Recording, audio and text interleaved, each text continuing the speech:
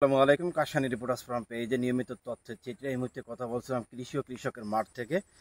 দর্শক, কথা বলছিলাম পাট সোনালী আঁশ বাংলাদেশের অর্থকরী ফসল, যেটি কৃষক যে তার সোনালী আঁশের যে সুবর্ণ সুযোগ আপনারা জেনে জানেন যে চৈত্র মাসের শুরুতেই পাটের যে আবাদ সেটি শুরু হয় এবং আষাঢ়ের শুরুতে বা শেষের দিকেই পাট কাটার যে উত্তম মৌসুম এখন চলমান রয়েছে। এবছর কাশানি কৃষি অফিসের তথ্যচিত্রে আমরা যতটুকু জানতে পেরেছি। কাশানি রিপোর্টার্স ফোরামকে ধন্যবাদ যে আমাদের উপজেলা কৃষি অফিসের পাটের মতো গুরুত্বপূর্ণ একটি ফসল নিয়ে প্রতিবেদন করার জন্য। 2023-24 অর্থ বছরে আমাদের কাশিয়ানীতে পাটের আবাদ ছিল 7,622 হেক্টর, যা 2024-25 অর্থ বছরে 7,721 হেক্টর এসেছে। দর্শক, আপনারা জানেন যে একটি পাট 7 থেকে 8 এবং 8 থেকে 10 ফিট পর্যন্ত উচ্চতা হয় এবং সোনালী আঁশে ভরপুর থাকে। উত্তম সময় হচ্ছে কৃষক এই যে শীত মৌসুমটি চলছে, এই মৌসুমেই কৃষক তার পাট পচনের উত্তম সময় হিসেবে ধরে নেয়।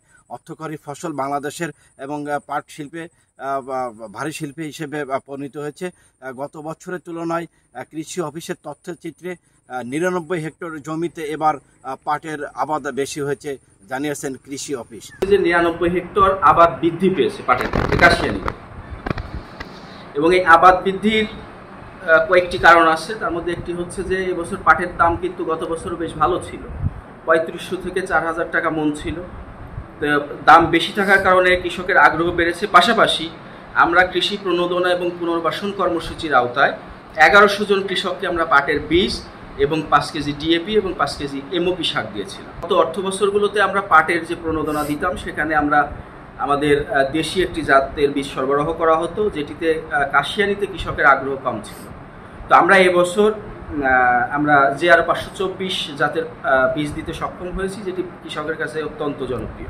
শুরুতেই কিন্তু বৃষ্টির যে একটা প্রবাহ সেটি কিন্তু চলমান রয়েছে। প্রতিনিয়তই প্রতিদিনই বৃষ্টি হচ্ছে, আর বৃষ্টি হলেই পাট পচনের যে উত্তম পরিবেশ সেটি কিন্তু কৃষকরা খুশি হয়ে থাকেন এবং তারা পাট পচনের সুবিধাও পেয়ে থাকেন।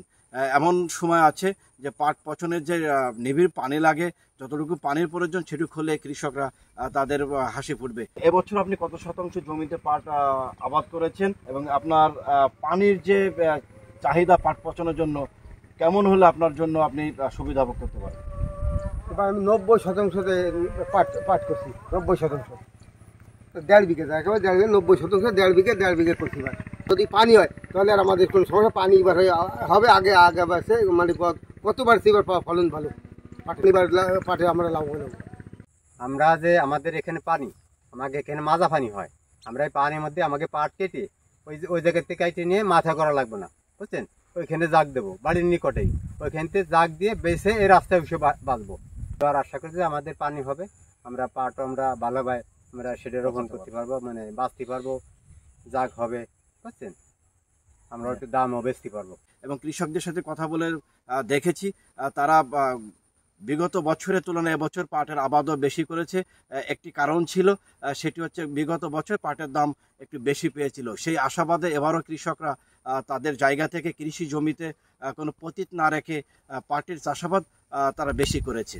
আমরা যেটা আশা করছি যে কাশিয়ানীতে পাটের ফলন অনেক ভালো হবে, এবং আরেকটি যে সমস্যাগুলো ছিল বিগত বছরগুলোতে সেটা হচ্ছে পাট পচানোর জন্য পানির অভাব ছিল। তো এবছর যে আপনারা সবাই জানেন যে প্রচুর বৃষ্টিপাত হচ্ছে, আমাদের এই কাশিয়ানীর খালবিলগুলোতে পানির সরবরাহ বেড়েছে। তো পাট আমার মনে হচ্ছে যে পাট পচাতে কৃষকের খুব বেশি অসুবিধা হবে না। সব মিলিয়ে এবছর পাট চাষ করে কৃষক লাভবান হতে পারে। কাশিয়ানী উপজেলায় যে কৃষক তারা বিভিন্ন সিজনাল যে ফসল করে থাকেন, পাট হচ্ছে তার মধ্যে অন্যতম একটি ফসল। এই ছিল আজকের কৃষকের মাঠ থেকে তথ্যচিত্র, এবং কাশিয়ানী রিপোর্টার্স ফ্রম পেজে লাইক, শেয়ার, কমেন্টস করে সাথেই থাকুন। বাইতুল হাসান, আল্লাহ হাফেজ।